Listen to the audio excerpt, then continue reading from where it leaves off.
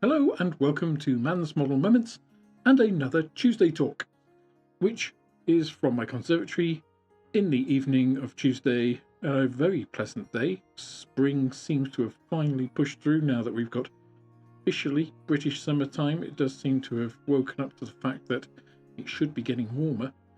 And certainly the plants in the garden have known that for a little while, because I also did the first mowing of my lawn this week in the bank holiday of Easter. And things seem to be getting into that sort of fresh, new phase of the year, which is great to see. Because the rest of the last week or so has not been so bright globally, with some of the news that's been going around, some of the posts that have been coming out of the US. Thankfully, we did get the recovery of the US airmen from Iran, which is great. But that's probably the one piece of good news that's come out of the Middle East in the past week or so. So don't worry, I'm not going to stray into politics here.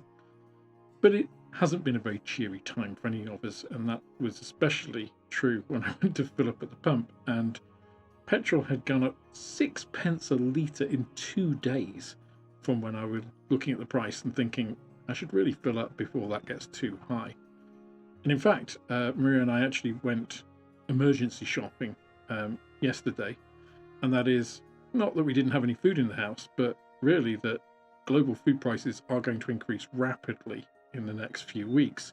So we want to insulate ourselves from some of that and buy more dry goods and canned goods, just so that we can avoid the peak of that if at all possible. And it'd be sensible for all of you to do as well, not wanting to scaremonger.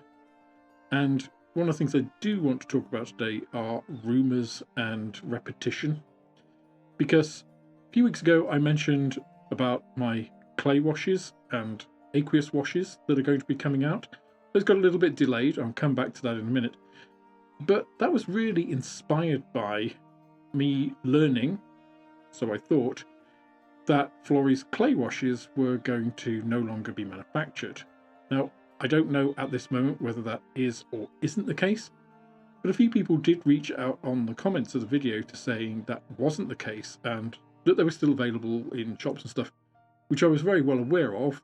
I'm aware of availability.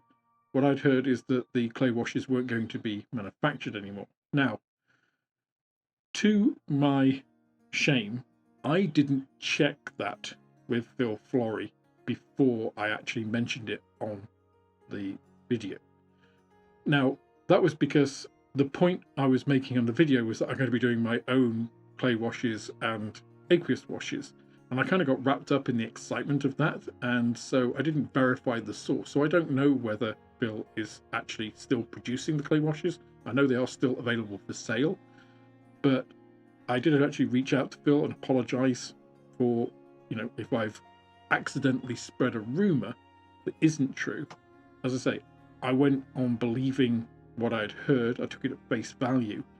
And in retrospect, yeah, I should have fact checked that before I actually said anything, but it wasn't malicious. I'm not trying to, spread false rumors of, the demise of a product that may be a competitor of mine. That's not it at all. I don't really see my washes as competing with Phil's at all. Phil Florey has built up great reputation with his washes. Mine are going to be in a slightly different format, different size, different colours. I'm doing the same colours in aqueous and clay as well, so that there's just one-to-one matching. So it's going to be completely different. It's a different formulation. So these products can sit side by side. It was really an inspiration taken from hearing that, rather than, oh, I've heard this, I'm definitely going to do this because of that. It was really just something I've been thinking about for a while, and this kind of tipped me over the edge, because I was already doing the aqueous thinners, the clear replacement, and this was sort of like, well, a natural progression from doing thinners. Essentially, a wash is a thinned paint in a medium that allows it to flow, etc., which is quite similar to a thinner in a lot of ways, with a lot of common components and crossovers. There's some extra stuff as well, especially with the clay washes. But it did get me thinking, especially with this past week of, tweets and rumour and misinformation and different sides claiming different things in this war. Really, one of the things that we should do, especially in our hobby, if you think about references and stuff, I'll check our references, I'll check sources. Because this also came through in a few of the comments from not only the scale effect video, but also in the tonal modulation video, the don't just paint it grey video, where people were saying on the scale effect and actually in tonal modulation, well, other effects come into play more, the light, the weathering, fading, all that. I agree.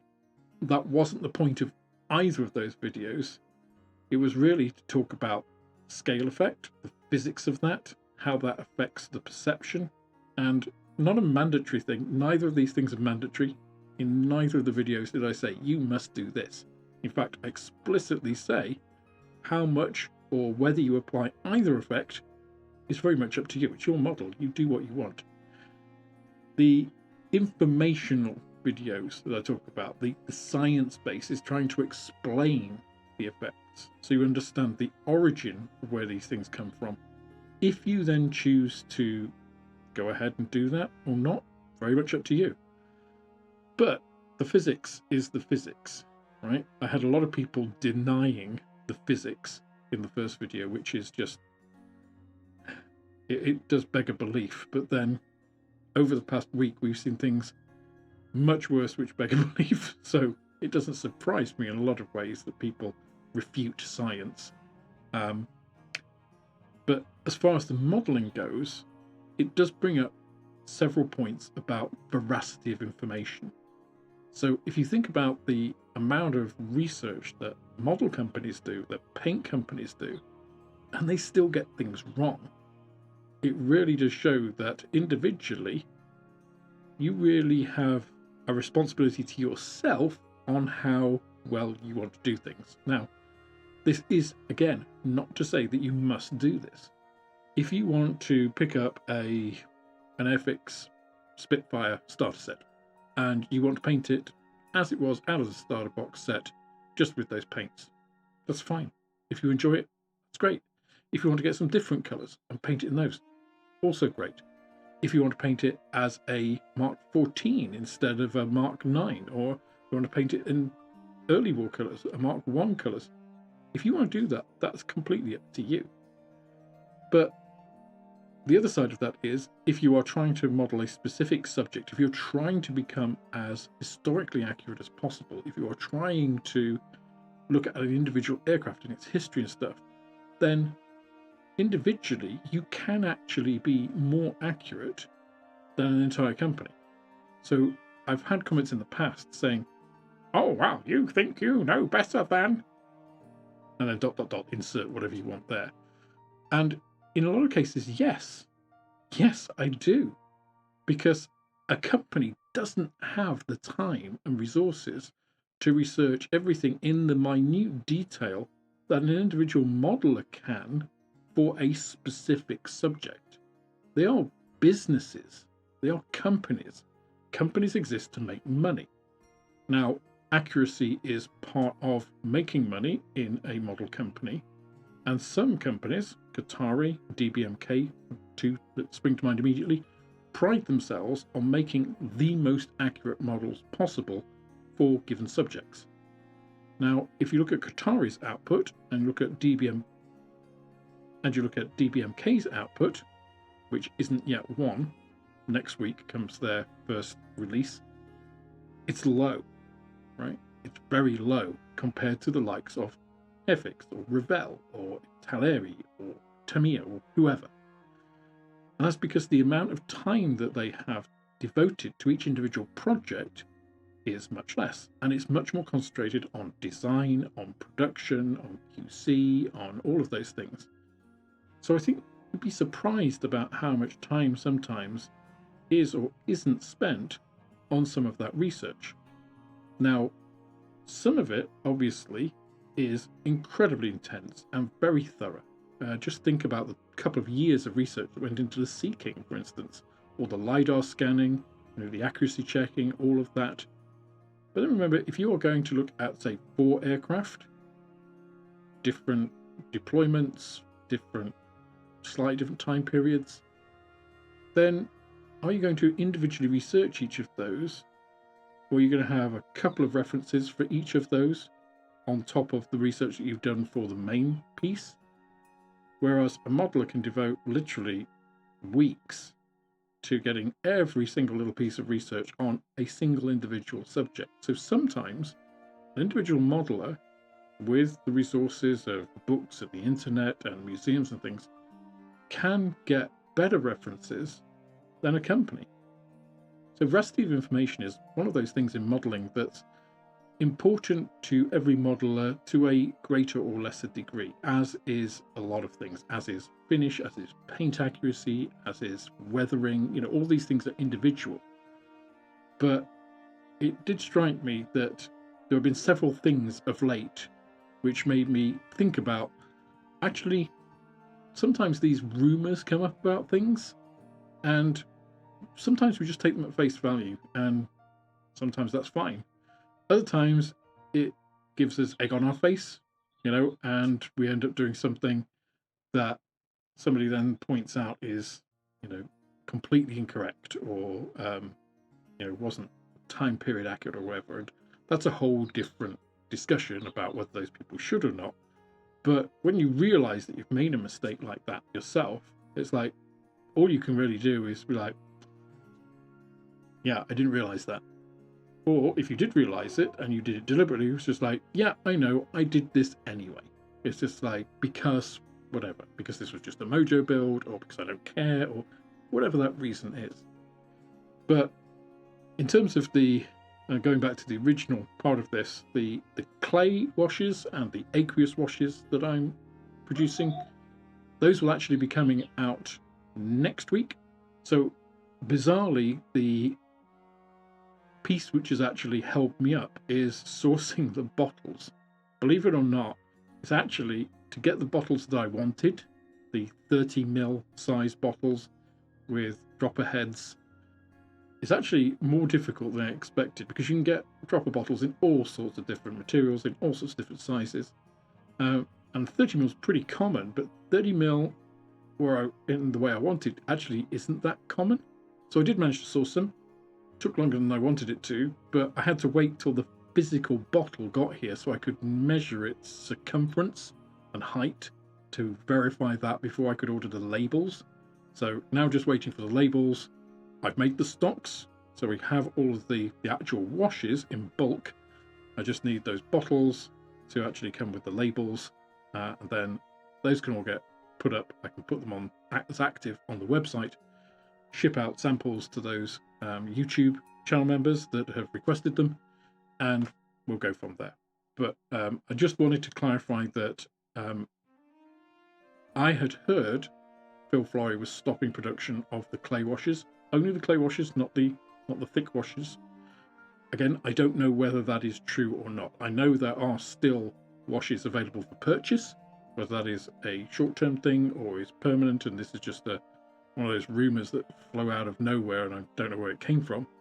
I heard it from a retailer, so I don't know. As I said, I've reached out to Phil. Hopefully I'll hear from him and I can confirm or deny what that was. But I just didn't want it to appear that I was, throwing dirt in someone's direction, or, trying to start a rumor or something that wasn't true. So I should have verified whether that was the case before I mentioned it.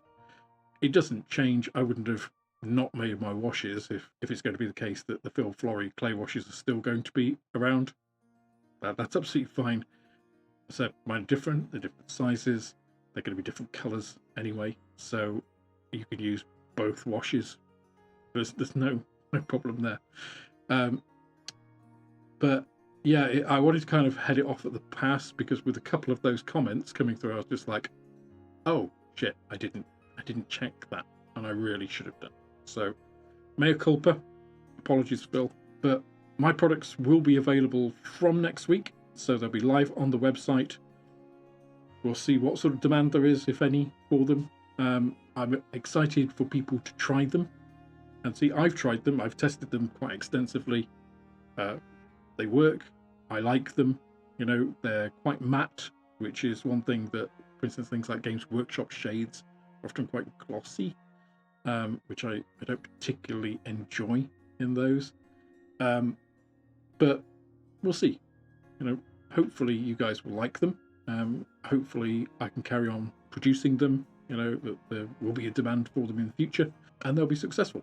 So anyway, that's just my thoughts and musings for this Tuesday. Apologies there hasn't been a huge amount of content on the channel after the April Fool's video.